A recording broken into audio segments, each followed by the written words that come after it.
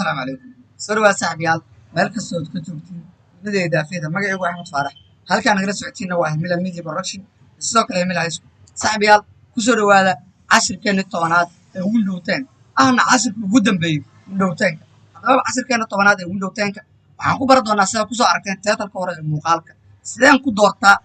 computer cusub new computer sideen ku soo dooran karaa new computer salaam maanta waxaa ku dhamaaday computer basic waxaad u baahatay inaad aadid suuqa soo gadatid computer haddaba markii aad rabtid computer inaad soo gadatid maxaa waay waxyaabaha aad ku soo xulanaysid computer sidoo kale waxaad tahay arday jaamacadeed barta kulliyadaha kala duwan ee jaamacadaha lagu baxsho waxaad u baahatay computerka u baahan tahay noocee ayuu noqon karaa su'aalahaas waxaan ka sheegi doonaa laba casharba maanta meesha ayaan uga hadli doonaa casharka koowaad computerka iyo waxyaabaha lagu soo doortay ayaan uga hadli doonaa casharka labaadna sida loo bedelo sawir kuu saaran computerka ayaan uga hadli doonaa casharkan wuxuu noqon doonaa casharkeena inoogu dambeeyay ee Windows 10 Windows 10 waxaan markaas kugu soo laabano waa xilad bixin ku timaada Windowga iyo farsamooyin yaryar ee fudud ee la xiriira Windowga wax isku kan laakiin basic marka la yiraahdo halkan ayuu noogu eegay waa casharkeena ugu dambeeyay Windows 10 hagaag saaxiibayaal bal marka ugu horreeyo waxaan soo fur doonaa warqadan maanta ayaan soo fur doonaa kadibna waxaan dhigi doonaa computerka rabo inaan soo xusho waxyaabaha ku soo xulan doono ayaan halkan uga hadli doonaa saaxiibayaal qodobka koowaad ee aan maanta computer ku soo xulan doona ayaa waxay tahay magaca computerka adiga magaca taas adiga waad iska dhaafi kartaa waadna samayn kartaa maadaama dadku marka ay magacyo kala duwan ku soo doortaan computerada magaca computerka ayuu noqon doonaa qodobka ugu horreeyo ee aad maanta ku soo dooranaysid computerka waa inaad marka hore magac ku baxdaa oo computer hebel aad dhigi kartid labo qodobka labaad ee aad maanta computer ku soo dooran doontid ayaa wuxuu yahay waxa loo yaqaano code waxaad maqashaa dual code code i3 code i5 iyo code i7 inta baad maqashaa bal haddaba codeka iyo qaabka lagu ogaado ayadana waan fiiri doonaa qodobka saddexaad ee aad computer ku soo dooran doontid ayaa wuxuu yahay waxa loo yaqaano ramka computerka ma 4GB ah 6GB ah mise waa 8GB ramku waa inta GB oo yahay computer qodobka afraad ee aad computer ku soo dooran doontid maanta ayaa wuxuu yahay waxa loo yaqaano system type nooca uu yahay computer ma 32 bida ma 64 bida computerkaaga waa meeqa bid inta badan waad maqasayeen maanta muuqaalkeena intaas ayaan uga hadli doonaa saaxiibayaal hagaag bal hadda waxaan rabaa inaan ogaa karo nameka computerka codekiisa intuu yahay codekiisa intuu yahay inaan ogaa karo ramka system typeka intaba inaan ogaa karo ayaan rabaa horey sida inoo ahayd caadadaba waxaan markii aan rabno computerka in aan waxyaabo ka mid ah ka hadalno waxaa isticmaali doonaa programyada computerka hadda waxaan samayn doonaa haddii aan maalmahan ka soo hadlayna waxa la yidhaha control panel maanta control panel maaha wax ka hadli doona waxaan ka hadli doonaa waxa loo yaqaano this PC waxa loo yaqaano this PC ayaan ka hadli doonaa waaya haddaba this PC-gan ayaan dul imaanaynaa right click ayaan leenahay kadibna qaybtan hoose ay ku qorantaa properties ayaan ku dhufan doonaa saaxiibayaal halkan intii hadda aan kuu soo sheegayba halkan ayaan ka fiiri doonaa horreyn waxaan fiiri doonaa waxa la yidhaahdo device name ama name computerka uu leeyahay ayaan halkan ka fiiri doonaa anaa hadda computerkayga waxa waaye waxa la yidhaahdo HP waa desktop HP ah waa hagaag waxaa jiro sidoo kale waxa la yiraahdo processorkan waa meesha aan ku yiraahday computerkaaga laba qayb meesha isku saarata koow waxaad ka fiiri kartaa shirkadda soo saartay computerkan laba waxaad ka fiiri kartaa waxa la yiraahdo code computerka ayarka ka fiiri marka code i2 code i3 code i5 iyo code i7 aan ku soo sheegay halkan ayaa ka fiiri doontaa inta badan ma maqli doontid code i2 waxa la yiraahdo maqli doontaa waxaa maqli doontaa dual code halkaas waxaa maqli doontaa dual code code i2 inta badan dhigtaada kuma soo dhici doonto dual code ayaad maqli doontaa laakiin ayadu waxay ka bilaabaan code i3 code i5 iyo code i7 waaya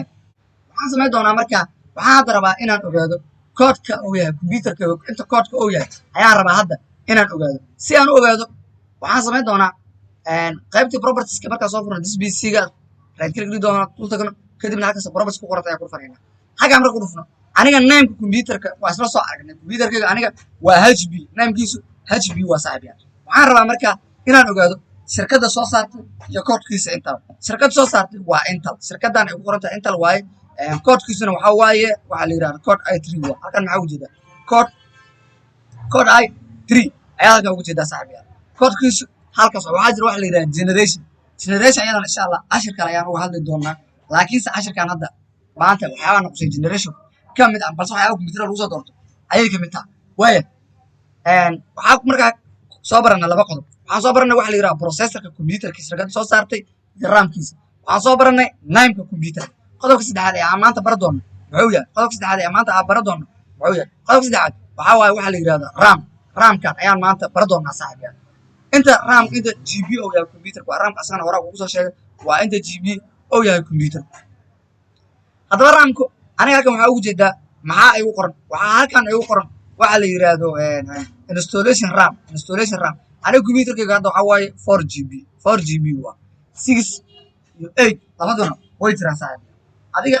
iyo dooqaaga ayay ku xirantaha marka ram gb waa hadda aniga computerkayga ram gb waay waxaan rabaa marka inaan haddana ogaado qodobka saddexaad ee maanta inoogu xigo qodobka afraad muxuu yahay qodobkan afraad waxaan ku baranaynaa waxaa la yidhaha system tapekan inta badan waa inaad taqaanid muhim waayo oo aad ayay u fiican tahay system tapeka computerkaaga inaad taqaanid sababtoo ah markii aad rabtid inaad soo dejiso softwareada lagu shaqeeyo computerka software ka mid ah waxaa lagu dhihi doonaa computerkaagu system tapekiisu waa imisa 32 mase waa 64 haddii uu 32 yahayna waxaad dooran doontaa 32 haddii uu 64 yahayna waxaad dooran doontaa waxa la yidhahdo 64 ayaad maaragtaa dooran doontaa system tapekaada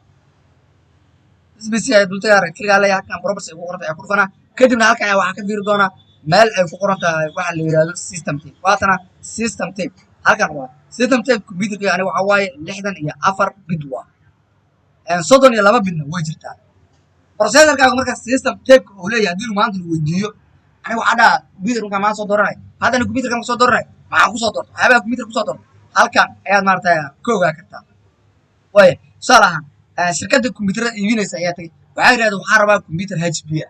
computer noocee ayaa rabtaa waa su-aasha koowaad waxaa dhihi doonaa hp ayaa rabaa haye koodka rabta waa imisa haddii aan rabo dual code waxaa leeyahay dual code i3 code i5 iyo code i7 midkii aan rabo ayaan sheegi doonaa waxay sidoo kale shirkaddu ku weydiin doontaa raamka aad rabtid waa meeqa ayay shirkaddu ku dhihi doontaa waxaa dhihi doontaa waa ram 4 ram 6 iyo ram 8 midkii aad rabtid ayaa sheegi doontaa waxaa la yidhi system tapeka aad rabtid computerkaaga waa imisa meeqa bit ayaa rabtaa computerkaaga inuu ka koobnaado waxaad dhihi kartaa 32 bit ama 64 bit midii aad rabtid ayaad maaragtaa iyadana aad sheegi doontaa waa qaalaha halkaas waxaa jiro waxaa la yidhaha generation insha allah muuqaal kale ayaan uga hadli doonaa hagaag saaxib yaal qodobkeena labaad ee maanta waxaan ku bari doonaa sida computerka loo bedelo sawirka kuu saaran haddii ahaa lahayd sawir adiga kugu jiro oo adugu aad leedahay iyo haddii ay ahaa lahayd sawirada computerka kusoo dega ka mid haddaba labadaba waa samayn doonaa saaxib yaal meel banaana tagaa raydkeega ayaa leeyahay kadibna halkaas ay ku qoran tahay barsonalis ayaa ku furan kadib markaa ku dhufto inta uu soo kaco ayaa sugi doonaa hagaag sidaa marka uu igu soo kaco computerka markuu sidaa igu soo kaco haddii aan rabo computerka sawiradii uu ku soo degay ama sawir ku jira computerka in aan saarto labadaba halkan ayaan kasoo dooqo doonaa raadkila markaa yidhahdo qaybtan uu keeno halkaas ay ku qoran tahay sheet of alerts ayaa ku dhufana kadibna halkan ay ku qoran tahay picture ayaa kasii dooran picture markaa kasii doorto waa kuwaana sawirada computerka hadda aniga uu kusoo degay waa labadan sawir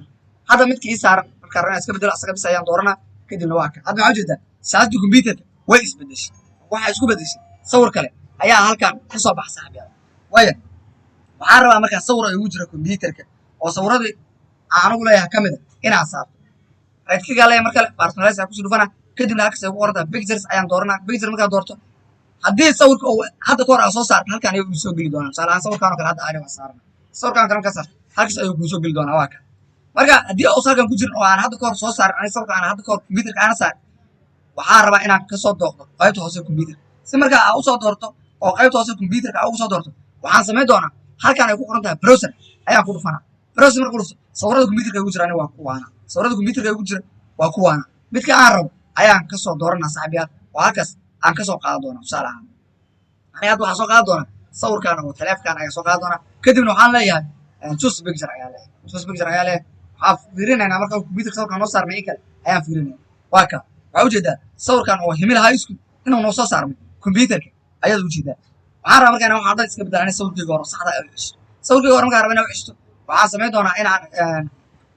raadkeligira personalis aan kusii dhufto kadibna markuu qaybtaan keeno halkan ay ku qoran tahay sawirada halka oo kuwaana sawirada aan soo isticmaalo o dhan waa kuwaan halkan ku wada jiran waa ujeedaa inaan soo doorto marka ani midka aan raba inaan soo doorto tusaale ahaan sawirkayga hore ayaan usoo ceshan doonaa haddii aad rabtid markaa qaybtaan noocaan maxaa la yidhahdaa background colorka haddii aad rabtid inaad badiso halkaas ay ku qoran tahay colors ayaa ku dhufanaysaa kalaradii waa kuwaana ayagoo tiro badan midkii aad rabtid ayaad kasoo dooranaysa saaxiibyaal muuqaalkeenu maanta intaas ayuu ku egyahay waana cashirkeeni tobanaad ee ugu dhowtaanka haddii ay tahay markuu horeysa muuqaalka soo gaaro muuqaalka leeg saar siina sheer garay ku mahadsanid daawashada